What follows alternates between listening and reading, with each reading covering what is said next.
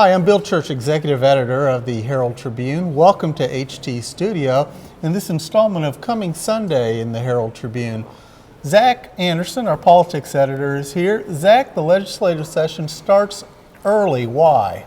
So they moved up the session this year to start in early January. Typically they start in early March, but Florida's having their presidential primary on March 15th this year. So they moved up the session to January and February to get that out of the way so that people can focus on presidential politics in March. Well, let's go ahead and follow that stream of thought.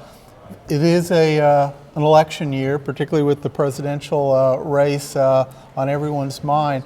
How does this change the dynamics of the legislative session?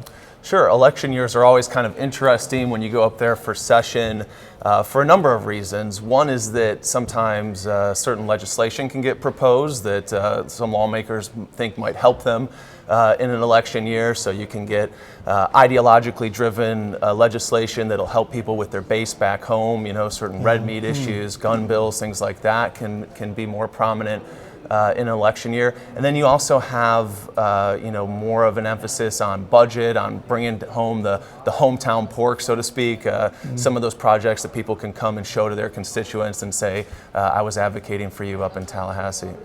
Now, Governor Scott slashed the budget quite a bit last year to sort of look at some of those pork issues. What do you anticipate out of the session this year, and will the governor's thought process possibly change?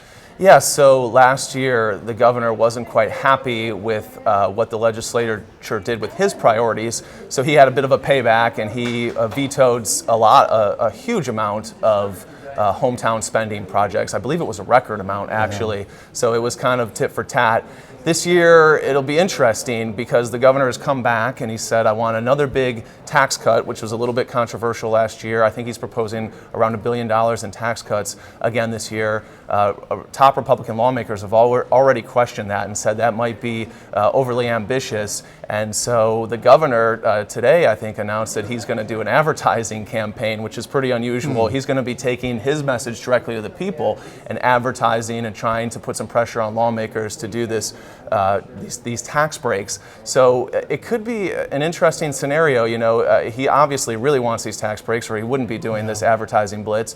If the lawmakers don't give it to him, you might see, more vetoes again this year. Who knows? But usually in election years, things tend to work their way out and people don't want to rock the boat too much going into an election cycle. Should be interesting. Zach is headed to Tally this week. We'll have a team of coverage and reporters throughout.